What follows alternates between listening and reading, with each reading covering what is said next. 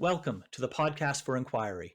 Today's episode is a special co-production between the Centre for Inquiry Canada and the New Enlightenment Project. Hello, I'm Lloyd Hawkeye Robertson, president of the New Enlightenment Project.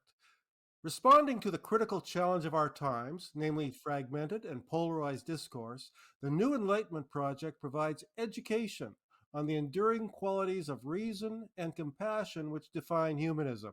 Today our guest is Dr. Steven Pinker, professor of psychology at Harvard University. Dr. Pinker's research on language, cognition, and social relations has won prizes from the National Academy of Sciences, the Royal Institution of Great Britain, the Cognitive Neuroscience Society, the American Psychological Association, and the Association for Psychological Science. In addition to his significant academic contributions, Dr. Pinker is a well-known public intellectual and the author of 9 best-selling books, from How the Mind Works and the Blank Slate to Enlightenment Now and his latest, Rationality. He has been named Humanist of the Year, Foreign Policy's 100 Global Thinkers, and Time Magazine's 100 Most Influential People in the World Today. Our conversation today starts with Dr. Steven Pinker about the Montreal police strike in 1969 and why this was a seminal event in his life. We also discuss whether universities are betraying their mission in society as bastions of truth, and talk about some of the attacks against Steve for his message of optimism and recognition of the progress that we have made as a species over the past several centuries. We also talk about the structure of the human brain and how it is so very fallible, susceptible to dozens of biases and logical fallacies, and yet also capable of solving some of the most perplexing conundrums that we have been able to come up with. We discuss the connection between a scientific mindset on a societal level and technological progress and compassion and moral progress on the other side, and what the connection and interactions between those two concepts are. And finally, we talk about what we need to do as a species to continue to thrive for the next 50 to 100 years. There's lots of other topics in the middle, and it's a wonderful conversation. Without further ado, I bring you the Centre for Inquiry Canada and the New Enlightenment Project's conversation with Dr. Steven Pinker. This is an honor, Steve. 1969 was a pivotal year for the New Left and hippie movements. It had Woodstock, anti-Vietnam War protests, the civil rights movement, women's liberation, campus uprisings, and free love. In the midst of all of this, the Montreal police went on strike, and you were there. You saw what happened. How did the strike and its aftermath affect your worldview? Well, I was 14 years old at the time, and up to that time I had, under the influence of some friends who had older siblings active in various campus radical movements, I kind of thought that anarchism was a reasonable philosophy of governance, that if we didn't have governments and police and laws telling us what to do, then we would naturally cooperate, because it's just irrational to prey on our neighbors. They'll just prey right back on us. And I would have dinner table debates with my parents on this, and they said, as a thought experiment, as an ultimate empirical test of the hypothesis of whether anarchism would be a good idea, well, what would happen if the police ever vanished? Do you think that everyone would just live in harmony, or would all hell break loose? Well, as you noted, in 1969, the Montreal police went on strike. In Quebec, strikes, especially then, were a fact of life, including in the public sector. At one time, it would be the postal workers and the nurses and the firefighters. But this time it was the police, and sure enough, within hours, there were massive looting in downtown Montreal. A labor dispute erupted into a vandalism and arson of the headquarters of a limo service. There was a homeowner who shot a burglar. Finally, they, in good Canadian manner, they called in the Mounties to restore order. And I kind of had to realize, as teenagers sometimes do, that maybe mom and dad had a point. And ever since then, I have believed, I have affirmed my belief in the wisdom of a court system, a rule of law, and it's one of the ways to reconcile two longstanding strands in my writing. One of them is a belief in human nature, including its darker side. I don't believe we're blank slates. I think we come equipped with many emotions and ways of thinking and learning, some of which could be rather nasty. On the other hand, I also believe in human progress. How is that possible if human nature doesn't change? Well, every once in a while we cook up a brainchild like democracy, like science, like a free press. And so we form institutions that bring out our better angels, as Abraham Lincoln put them, and suppress our inner demons. And a well-regulated police force operating under the rule of law with responsibility is one of the ways that we stay away from each other's throats. So we're not essentially evil, self-centered beings that need to be constrained. There's that element you're saying, but it's more than that. We have the potential to be, as you just framed it, better angels, or appeal to the better angels of our nature, and we can do that through institutions. Have I summarized what you just said correctly? Yes, absolutely. The human nature, I think, exists, but it's also complex. We are not inherently aggressive, evil, nasty, selfish, nor are we inherently self-sacrificing, communal-minded, peaceable. There's lots of stuff going on inside the skull. There are different components, modules, intelligences, faculties, whatever you want to call them, that can compete with each other, and that can be brought out or repressed or encouraged by our public norms and institutions. So that's kind of my philosophy in a nutshell. Okay. Let's fast forward to half a century now. We saw calls from Black Lives Matter to defund the police. Is this a resurfacing of the black flag of anarchy that marched in 1969, or is this something new? There's long been a strands of anarchism, both from the libertarian right, although there it's more economic anarchism, and from the anarchist left, the anarcho-socialist left.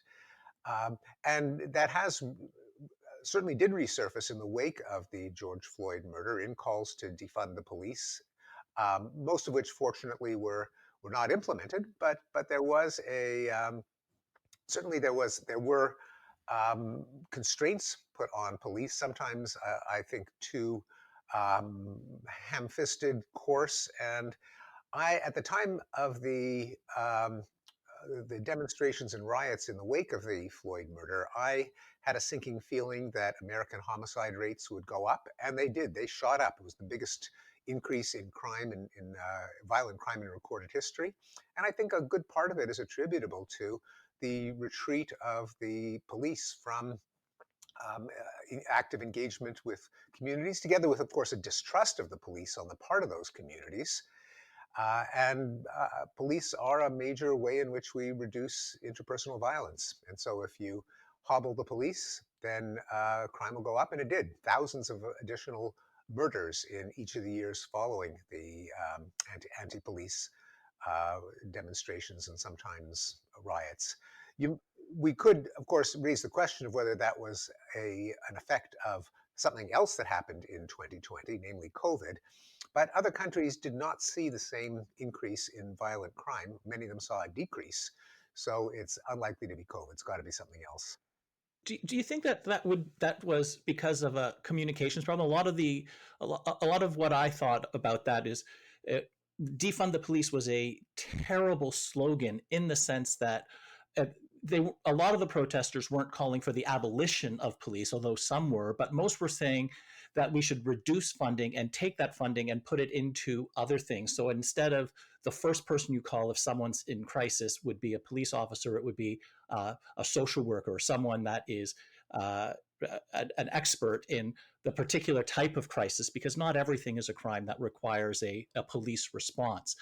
Is it is it like an overreaction from the slogan defund the police, which was essentially the abolition of the police, or the lack of engagement entirely in communities, or is the entire premise flawed in your view? I think the premise was flawed. That clearly police, especially in the United States, have to be policing has to be reformed so that that police are uh, use force only as a last resort to protect their own lives or others' lives. And American police are too trigger happy.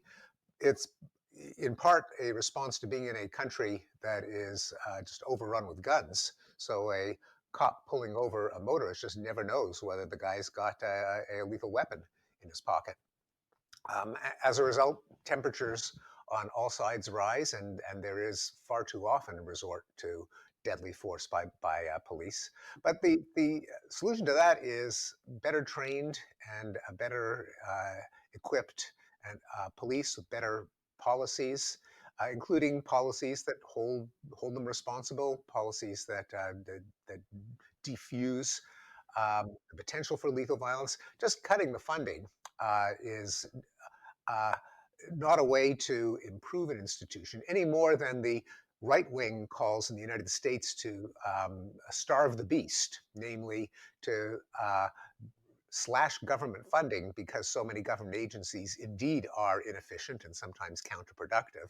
But simply taking a hatchet to a budget does not mean that the ineffective and inefficient and dangerous parts of government are cut back. It just means that they're cut back indiscriminately and often as a result of political strength, not of intelligent policy. I think very few of um, uh, the police shootings are simply the result of calling the police when there is a schizophrenic homeless person. That happens, but that's not the majority of police shootings nor the majority of homicides. And if you've got a guy with a gun or with a knife, you really don't want a social worker there. A good point there, Steve. I think part of Leslie's question when he's talking about how the issue is framed, he's talking about how language is used and how the particular phrase in this example, how the phrase "defund the police" is used and meant, and in this has to do with what Wittgenstein's called language games, I think. But in your you speak to it in your book, The Language Instinct. You see, the critics of the language instinct say that you fail to acknowledge the significance of culture in language construction.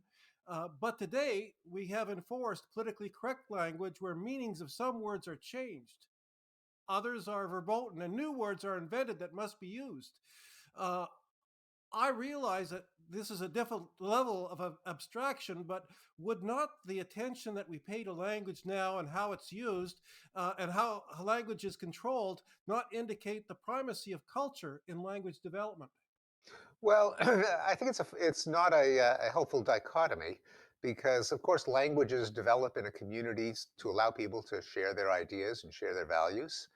Uh, the language instinct that I referred to in the book by that title is about how kids acquire the ability to express themselves in words in the first place. The clearly culture has an influence in the differences among languages because we're obviously not pre-wired to speak English or Japanese or Yiddish or Swahili or any particular language. Languages emerge from communities with cultures. I don't think it's true, though, that the rules of a language's grammar or um, its syntax, its inflection, reflect the culture in any particular way. Certainly, vocabulary does, because we talk about the things that are important to us. But I think there are very few, if any, correlations between, say, the cultural um, values of a community and the syntax of its language. The syntax of its language is a historical legacy that responds to how easily people can express themselves, convey their thoughts. It's a convention like driving on the right or taking Sundays off work or using paper currency, where the main thing driving it is just that everyone shares it so that we can understand each other's thoughts. And there's no reason that the um, particular rules of ordering subject, verb, and object should care as whether we are in an agrarian or a religious or a secular culture. Okay, Steve, you said that genetic and environmental determinism is not the total answer. Yet you seemed circumspect with the concept of free will. I want to ask you about something you said in your book, 1997 book, How the Mind Works. You were chiding, I think, Richard Dawkins, who said that elemental cultural units called memes infest minds. You said, quote, a complex meme does not arise from the retention of copying errors. It arises because some person knuckles down, racks his brain, musters his ingenuity, and composes or writes or paints or invents something. That sounds an awful lot like free will to me. Uh, uh, what's your hesitation about the concept?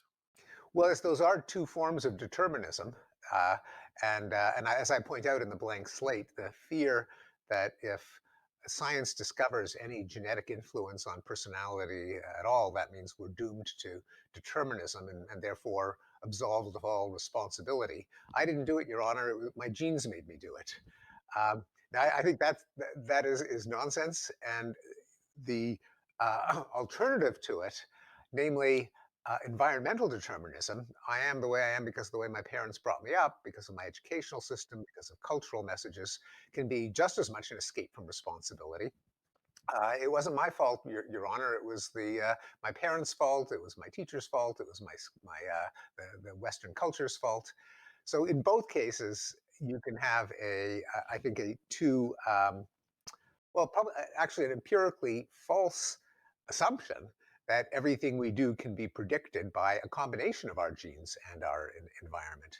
Now, a lot of scientists will say that any kind of free will must be an illusion because the laws of physics don't allow for some autonomous entity to defy the laws of physics and to behave in any other way than the physiological processes in our brain unfold. There's no homunculus inside our brains that is making the decision. It's just us. Exactly. That there is some sort of they would point as a myth the idea that there's a little man inside the head or some autonomous soul or I or me separate from our brains. And that is true. It is not the case that every time you make a decision, a miracle occurs in your skull.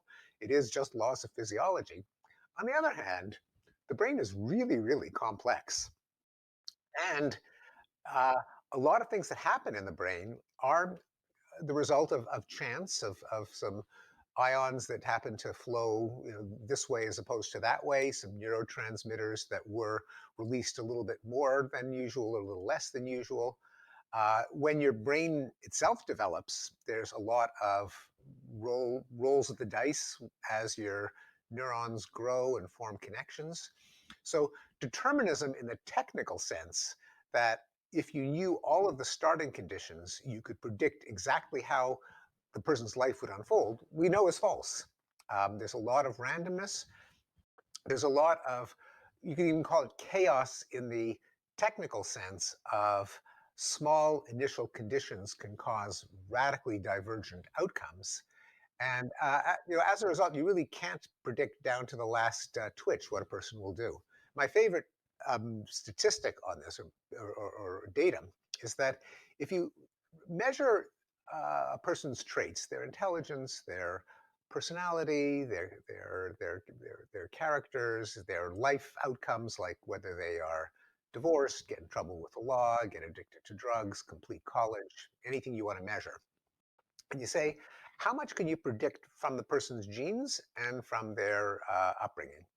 Well, a crude way to measure someone's genes is to see how similar they are to an identical twin if they have one, because the identical twin has pretty much the same genes. A way of seeing how much parenting and environment matters, to a first approximation, you see how close siblings are who grow up with the same parents in the same neighborhood and the same toys and the same TVs and books and guns in the house. And what you find is that genes matter. if your identical twin is an alcoholic, that raises the probability that you will be an alcoholic. Uh, Parenting seems to matter not very much. That is, if you take two adoptive siblings, so they grow up with the same parents, but they have different genomes, a correlation by the time they're adult is pretty close to zero in almost anything you measure. So all those years of growing up in that house, holding culture constant, of course, we're not talking about comparing them to indigenous peoples of the Amazon um, or the rainforest. But holding culture constant, there are very few effects of families. There are effects of genes, but the effects of genes and the effects of families don't add up to anywhere near 100% of the variation. More like half. That means half of the differences between you and me have nothing to do with our genes, have nothing to do with our parents or neighborhoods. It's kind of random chance. Maybe chance factors in the way our brains developed in the womb, chance factors as we live our lives. Did you get chased by a dog one day? Did you inhale a virus? Did you get the top bunk bed or the bottom bunk bed? We don't know. But there's an awful lot of indeterminism in what makes us what we are. I think this is a very sobering discovery. It doesn't mean, again, that there's a miracle called free will, but it certainly does mean that we don't, you can't predict what the person will do based either on their genes or on their families. Our brains are susceptible to dozens of various biases and logical fallacies, and our ability to reason seems to be almost defective or faulty by default. And what I'd like to know is, how is it that our minds can fail so spectacularly, yet also work wonders, both on an individual level and also collectively when we work together? Many of the domains in which we try to apply our reason aren't ones in which we were evolutionarily prepared. We're pretty could be perfectly rational in building tools, in um, developing folk remedies, uh, in pursuing animals, in building shelters, where clearly our species took over the planet and managed to occupy every ecological zone, deserts and the Arctic and rainforests, because wherever we went, our ancestors were able to figure out what are the food sources, how to get at them, how to outsmart plants and animals. What we're not so prepared for is the kind of rationality that can be done through abstract formulas, like Bayes' theorem or the definition of probability, uh, or statistical decision theory. We're also not so good at dealing in more remote abstract realms that have only become available through modern science and history and record keeping. What happened 1,000 years ago? What happened 10,000 years ago? What happened 100,000 years ago? What happens at the microscopic scale of cells and pathogens and atoms and molecules? What happens in the cosmic scale of galaxies and solar systems and planets? That is not what our mind was selected to deal with. We have developed institutions like science, like history, but they're not particularly intuitive. And in those realms, people tend not to think what can I show as true, what has been shown to be false, but rather what's a good story, what's inspiring, what is uplifting, what is edifying, what conveys the right moral message. And so people will sign on to hero myths, to religious miracles, to conspiracy theories, to whatever seems to convey the right moral message. Even though they can negotiate their day-to-day lives perfectly well, they can keep gas in the car and food in the fridge and get the kids clothed and fed and off to school on time when it comes to these concrete domains in their everyday lives. But these bigger realms are ones in which not everyone has kind of signed on to the idea that we should try to apply rationality, expertise, data, science to these bigger, more cosmic realms. I'd like to delve into that a little bit more, because we humans we evolved on the African savannah, so we are familiar on the scale of meters, like from centimeters or millimeters up to tens or to a kilometer or so. This is where we live our everyday life. But just in the past few decades, we have visited the moon, we've built a planetary information network, created and distributed an incredibly effective uh, mRNA vaccine to a pandemic, which is like all of which are on scales vastly different. How is it that can you get into a little bit more detail on how we were able to go from the centimeter to kilometer scale to the nanometer and millions of kilometers, and be able to learn and understand and apply our knowledge and expertise to these vastly different scales than what we evolved in and what is intuitive to us. Yes. So this is a slightly different question. This one isn't why do people resist the findings of science, but how did our species even come up with the findings of science? Yes. Right. The first question is what features of the human mind just even gave us the toolkit that got us started, that made science possible? One of them is the fact that we are not just equipped with a fixed set of ideas, but we can combine them in exponentially exploding number of combinations. So not only do uh, can you think something, but I know that you think it, and you know that I know that you think it. Not only can I think of say doing one thing to achieve a goal, like a recipe or steps in making a tool, but I can string them together. And if I know how to um, do something quite well, let's say to make a decoy for an animal, uh, I can then package that as a component and insert it as part of a larger plan of how can I make a decoy that leads to a second decoy. Um, so we can combine ideas. That's the basis for the power, sometimes called recursion. That is embedding an idea inside another idea or a sentence inside another sentence. Um, that powers human language. We have human language so that we can share and pool our expertise. Not everyone has to reinvent the wheel. If someone discovers something through either a stroke of genius or trial and error or systematic experimentation, other people don't have to recapitulate their epiphany. They can learn about it through language. Language also allows us to act together in teams to come up with answers that none of us individually is smart enough to come up with, but that if one person can point out another person's errors and persuade them of something, then you're as smart as the smartest single person. In fact, you're smarter than the smartest single person in your group because of the power of language. And we have also the power of analogy. And I think this is quite potent. I talk about it in my book, The Stuff of Thought, that if we have an intuition, like assembling a tool out of parts, we can then apply that to something completely different, like the molecules of life.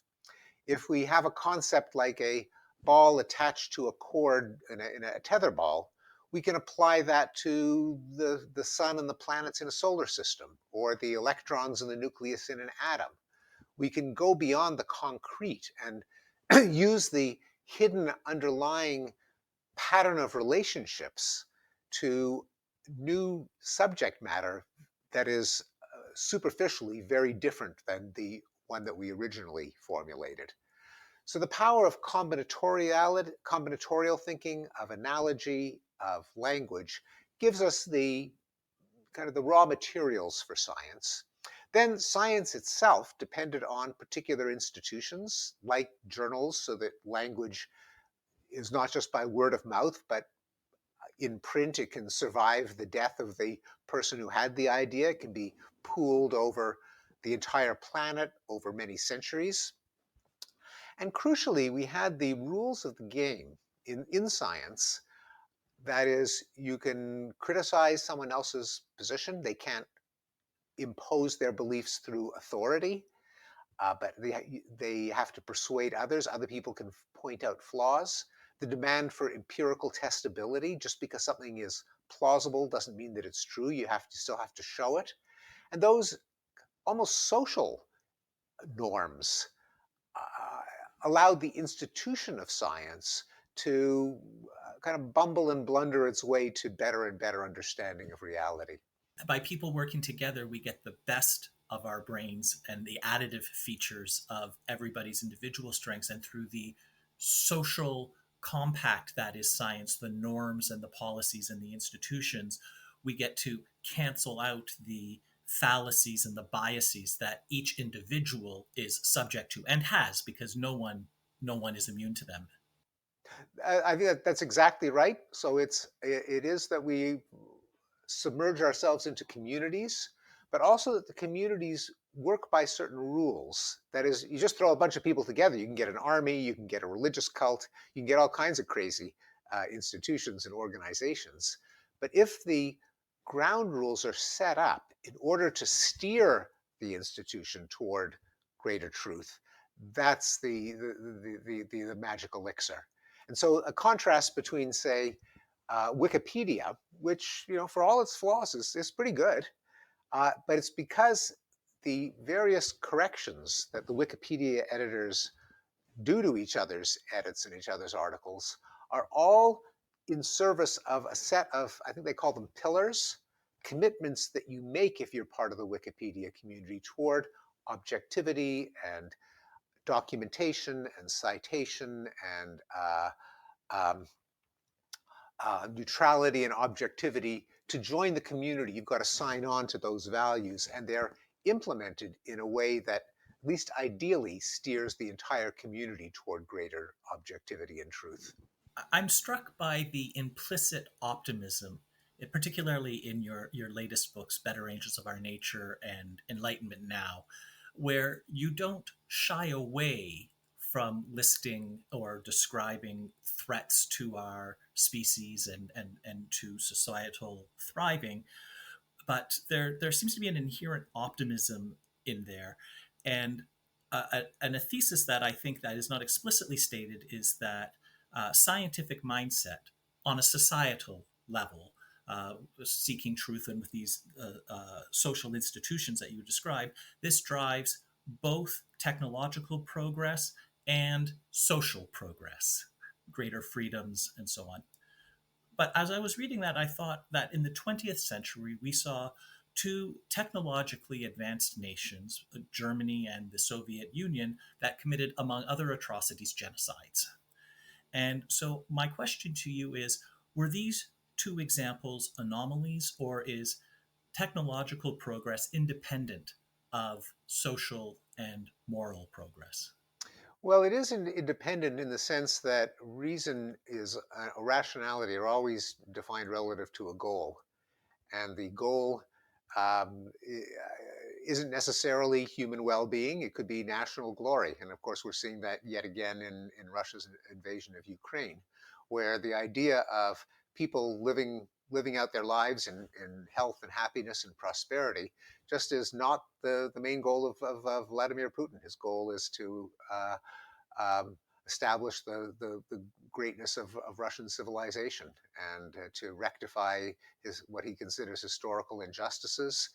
And if people get killed and their cities get destroyed, that's just too bad. So it does depend not only on the ability to do things, but a choice on the right things to do. Now, ultimately, I think they're not completely dissociated. And of course, this is where humanism comes in. Namely, humanism is the moral commitment that we should deploy our technological powers in order to make people happier and healthier and safer and better educated and in general better off. So that's why humanism is such a crucial, indispensable ingredient in progress. Because otherwise, as you say, you could use technology for um, for non-humanistic goals, and then you can get genocides. Now, the reason that I think they're not completely dissociated is that if you, it's very hard to maintain that uh, your own interests are special just because you're you. That's not a very rational position. And so as soon as you're forced to engage in discourse with someone else, with another person, another nation, another race, you kind of have to find the common denominator of the interests that you have in common, namely that everyone gets to live, everyone gets to be healthy, everyone gets to be happy. And that, I think, steers your goal toward humanism to the extent that the discourse can be uh, open and proceed.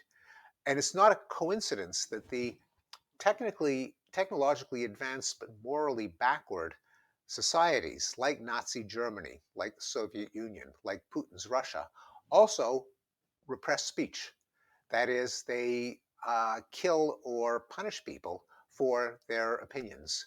Since that is the mechanism by which we can attain the ultimate maximal rationality, uh, a sign that a society is going to be irrational in the full sweep of things, and therefore to have a stunted moral system is the punishment and repression of speech.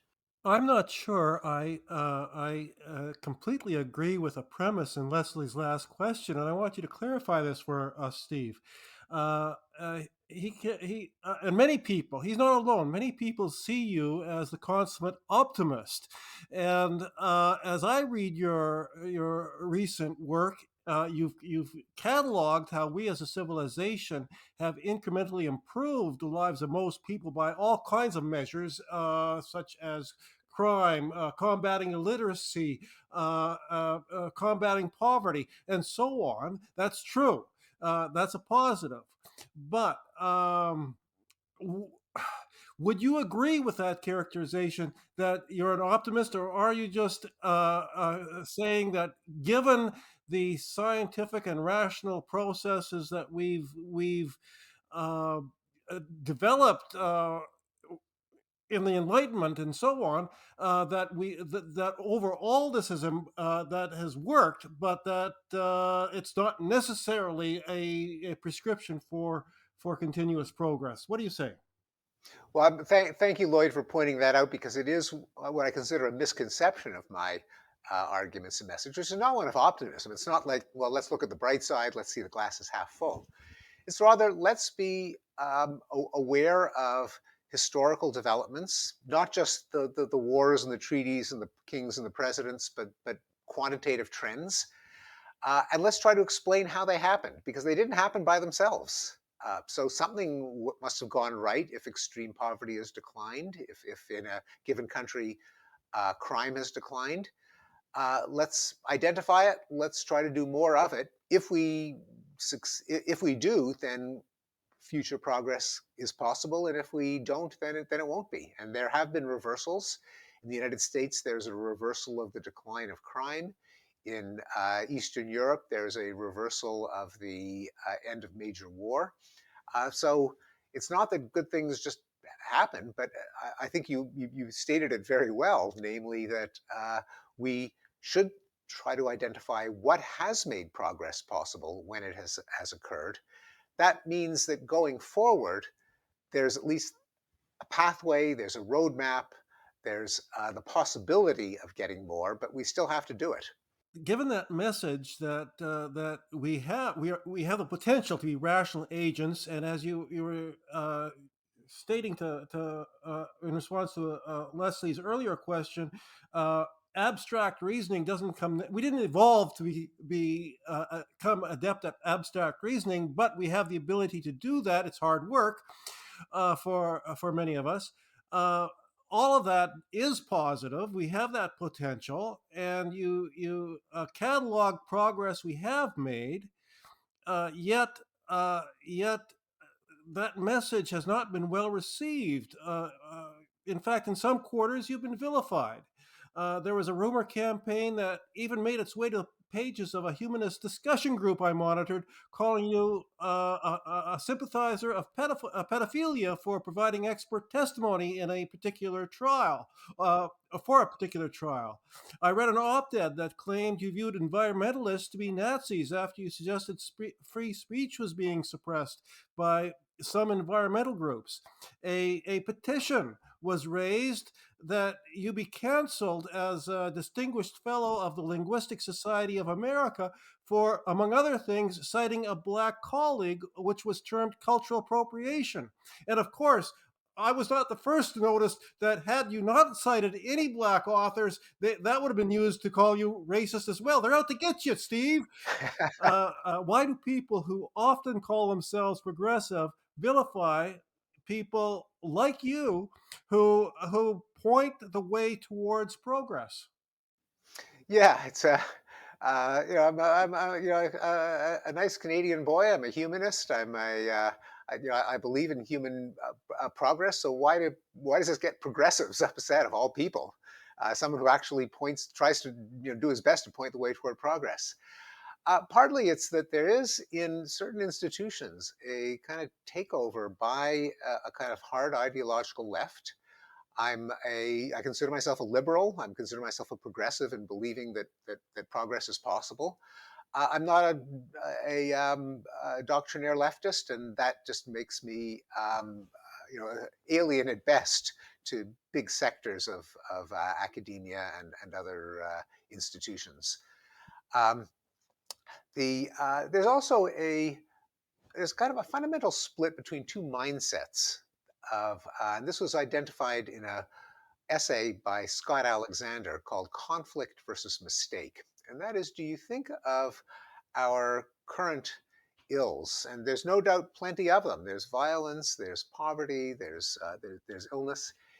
Is it that our society is like a diseased patient where we're like a bunch of medical professionals, we try to diagnose the cause of the problems and try to treat them? Or do you think the world as a kind of in zero-sum conflict, that problems come from the evil actions of oppressors and progress comes from uh, reversing the power balance to um, disempower and punish those currently wielding power and to empower those currently out of power? There are two different ways of looking at progress, at looking at moral improvement, and I'm certainly in the former camp. I don't think that problems come from evil designs of bad people. I think that problems are part of the human condition.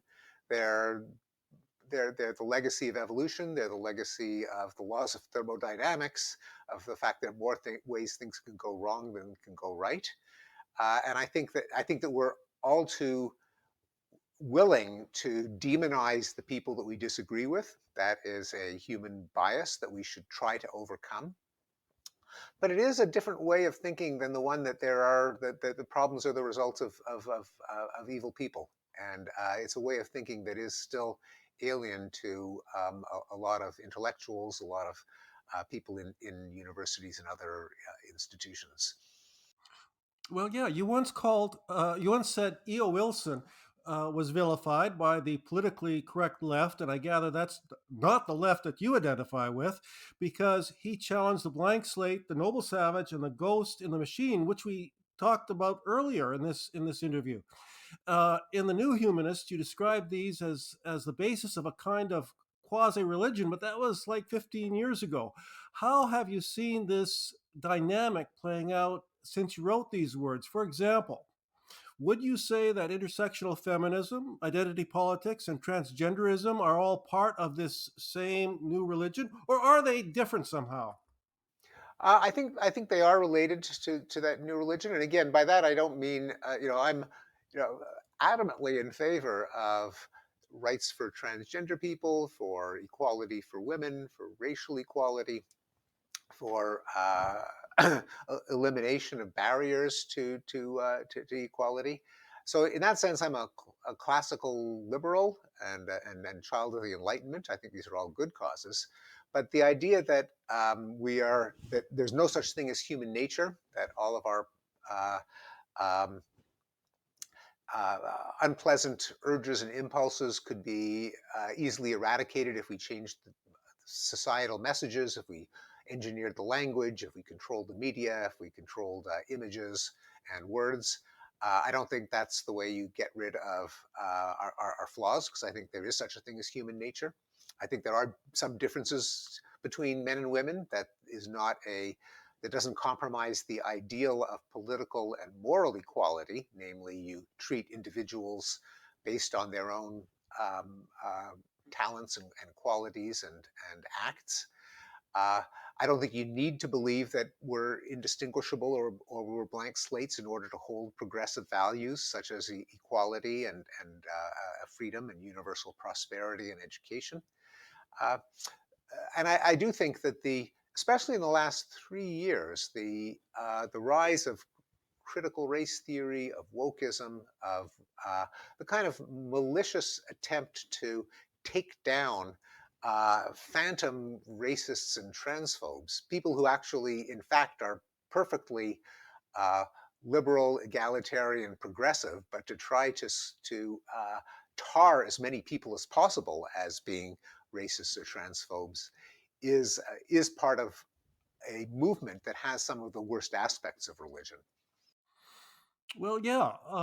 Last month, a tenured prof at Mount Royal was fired for questioning the mass grave narrative with respect to Indian residential schools. Before that, a tenured prof at Acadia was fired for suggesting that the Truth and Reconciliation Commission had was flawed in some ways. A prof at Wilfrid Laurier was denied tenure for suggesting we are all of African descent, which points to Leslie's question about our statement about our savannah origin, African savannah origins. Students are being segregated by race and being kept from hearing challenges to specific race-based narratives.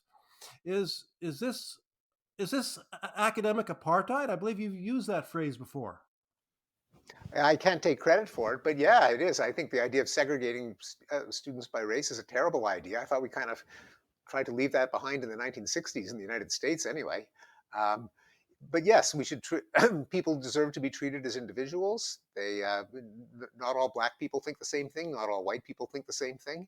I think you think that that was kind of a done deal, a settled debate in the 1960s. That everyone is an individual, and that our beliefs are not determined by our race or our sex.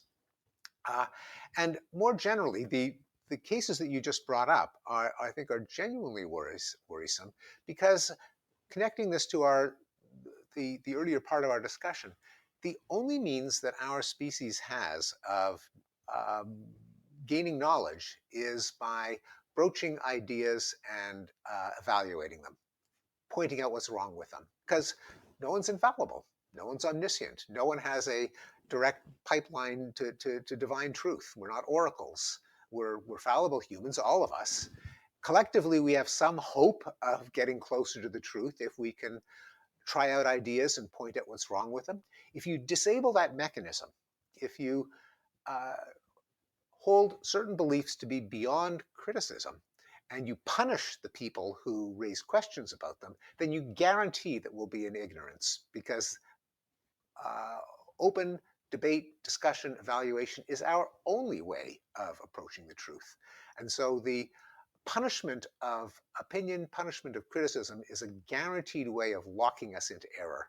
And that's why I share your concern, your dismay over these developments, and having the enshrining the value of open inquiry, of freedom of the press, freedom of speech, doesn't compromise the rights of Indigenous people, of First Nations, of racial minorities, of women, of gay people, of transgender people. In fact, it's necessary to promote their rights, because we all want to know what the truth is. And we want to, and there are truths like there were historical injustices and crimes. We should know exactly what they are and what they aren't. We should know who perpetrated them, how to prevent them from happening in the future, all of which require understanding reality. And the only way to understand reality is that if people can do their best to understand things and be criticized if what they're saying is dubious. What are we afraid of in allowing ideas to be expressed? Of course, there is the human urge to punish people who disagree with us, who punish people who depart from an official narrative. But we know from history that's a way of getting things wrong. If we take a broader perspectives, um, throughout human history, great civilizations have lasted centuries, sometimes millennia, but they've all fallen from the Egyptian and Persian to the Macedonian, the Roman and Mongolian empires.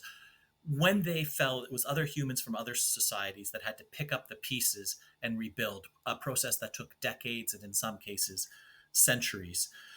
When societies were isolated, like the Polynesian culture on Easter Island, they collapsed entirely and effectively went extinct. Excuse me. Uh, we are pretty close right now to a global civilization today. What do you think we need to do as a species to continue to thrive for the next 50 to 100 years and beyond? Yeah, it is the. I mean, it's the question, a great question. We certainly need to knit ourselves into a global community with which recognizes our common interests. Climate being an obvious example, but avoiding nuclear war being an equally important one. Other goals like eliminating extreme poverty. We we kind of grope our way toward that in things like the United Nations Sustainable Development Goals, which actually is quite extraordinary that the entire world has set the goal of, say, eliminating extreme poverty, of providing clean drinking water, of medical care to everyone on the planet. It's actually quite extraordinary that we really have committed to that. You can be cynical, you can be realistic. We're probably not going to meet most of those goals, but even the fact that we're trying for them is is worth celebrating and worth promoting. So institutions that have global scope and that set universal human flourishing as their aim ought to be promoted. Now, of course, they don't always work. The understanding of member states of the United Nations that you don't uh, wage war unless you have the approval of the Security Council or in self-defense has been obviously flouted by Putin. So these things aren't foolproof, but to the extent that we can fortify them, safeguard them, as with the sanctions, then we should do our best to keep these norms as norms. We need to increase our knowledge. Clearly, I don't think we have the solutions yet to preventing the next pandemic, to dealing with climate change, to providing zero carbon energy to all of humanity to satisfy the legitimate needs. So the combination of the humanistic goals, and again, this is given our common commitment to the idea of humanism, that is the basis for this kind of global community, global norms, global institutions, because humanism means humans, and we're all humans from all nations. That is our moral common denominator, and knowledge and science as a means of bringing about those goals. We have unprecedented knowledge in human history, an understanding of our bodies and of our environment. And our evolutionary history is not has not come to an end with people in their current forms. We are there's still there's nothing special about where we are today. It just happens to be where we are today, and we will continue to evolve. I'm curious. What do you think will be the evolutionary pressures that will come to bear? What will be the changes that we will see in our species over the course of the next several million years? And might we be the first species to select consciously our evolutionary path?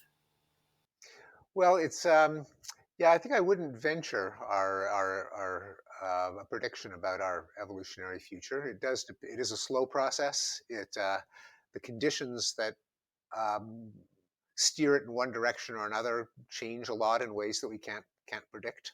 It ultimately depends on who has the most babies.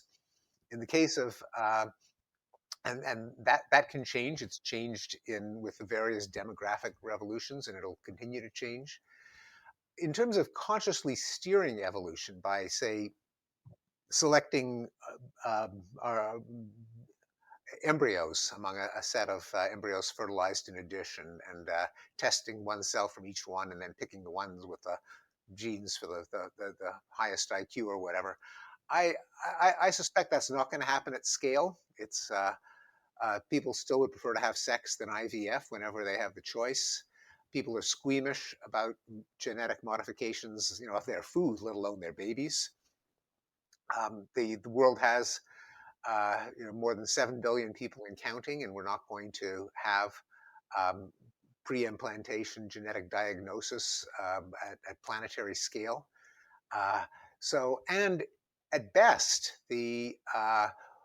even with the complication of IVF, of genetic testing, uh, even someone who believes in strong influence of the genes, as I do, there are it is strong, but it is limited. A lot of the variation in people is among people is random. It's not predictable by their genes or their environments. A lot of it, even if it is determined, is not tractable knowledge in the sense that we're just never going to have the sample sizes that will measure the effects of rare genetic variants, and we know that there are millions of them. So there are caps in terms of our knowledge and the practicalities of altering the species, which make me skeptical of the idea that we're really going to consciously direct the future evolution of our species. I do have one question, and that has to do with our universities. Because in terms of humanism, we have been very effective over the long haul, I think, in combating the anti-enlightenment view of fundamentalist religions, and but the bulwark in that has been our universities. In the fight against superstition and ordered thinking. Uh, where is the state of our universities now? It seems to me that you mentioned wokeism. They're not backing us up anymore. What do we do? Yeah, no, it is a pressing question. I agree. And the universities now, I don't think the universities are just kind of ideological echo chambers of political correctness and wokeism. They're just, I'm at a university, and there are plenty of people who I have dialogue with. There's an even larger number of people who I think privately hold liberal, humanistic, progressive values, but are cowed into silence by the threat of intimidation. And we know that that can happen. We know that a minority of activists with the power to punish can repress the expression of widely held beliefs if people think that they're going to be punished if they step out of line. Uh, so what do we, and we know that the consequences are pernicious, both in the fact that we will not, we meaning universities, will fail to carry out our mandate of increasing knowledge. Our knowledge will be distorted, it'll be wrong if we lose the ability to criticize and to punish. Also, we're sapping the credibility of universities. That people in the outside world think universities have lost their minds. And so even when universities do function to increase knowledge, people will blow them off. They'll say, well, why should I trust the scientific consensus on vaccines or climate change, knowing that in a university, if you were to criticize the orthodoxy, you'd be canceled. So I'll just blow off the whole institution. That's a real danger. And I think our universities and our scientific institutions, and some of our humanistic institutions, at least in the United States, have not faced up to that reality. I think it's important for the people who do have identified this threat to make it known, to press the cause of keeping our institutions rational and heterodox. That is, that there should not be an orthodoxy that's imposed, to maintain freedom of speech, freedom of inquiry, active open-mindedness, um, uh, openness to evidence, rules of rationality such as criticizing the idea, not the person, and the rest. Okay, well, I'm gonna take a message of hope from what you just said, Steve, and that is that yes, there has been a kind of repression at many universities in North America and some in Europe as well, in terms of ordering ideas and making some ideas politically incorrect. But the message of hope is that there's a large number of academics who perhaps have not had the courage to stand up and defend people with whom they may actually disagree, but defend their right to say what they're saying. And if we all got together and did just that, we could turn things around. Well, we got to try. It won't happen if we don't try. I think that we're sure of. Thank you. Thank you so much on behalf of the New Enlightenment Project and the Center for Inquiry Canada. This has just been a tremendous opportunity. I've greatly enjoyed our conversation, and thank you for taking the time to sit with us today. Thanks for the stimulating conversation, and thanks for having me on. The New Enlightenment Project is committed to increasing civil discussion of difficult or controversial topics, and we offer a series of podcasts to further that aim. You can visit our website at nep-humanism.ca to browse our blog or to become a member or make a donation. We are also on Facebook.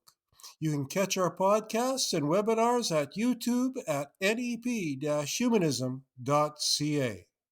Thank you for participating.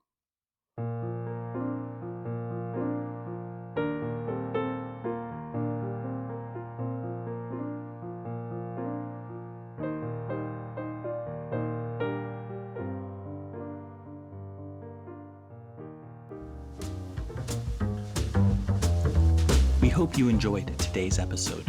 Links for today's discussion can be found in the show notes. If you enjoyed today's podcast, please subscribe and engage in the conversation. Comment, rate, and review. Email us at podcast@centerforinquiry.ca. We'd love to hear your perspective. Podcast for Inquiry is brought to you by the Center for Inquiry Canada. We rely entirely on donations to be your voice supporting science, free inquiry, critical thinking, and secularism here in Canada. To our supporters, thank you. If you have not yet contributed, please consider making a donation today at centerforinquiry.ca/donate or becoming a member for only $30 per year at centerforinquiry.ca/join. Your contribution supports our efforts to have reason and evidence drive decision-making everywhere. CFIC is on the web at centerforinquiry.ca. We are on Facebook and follow us on Twitter at CFI Canada. Podcast for Inquiry is produced and edited by Matt Payne, Nikolay Nikitushkin, and Martin Zielinski. Music by Anthony Lazaro. I'm your host, Leslie Rosenblood. See you next time.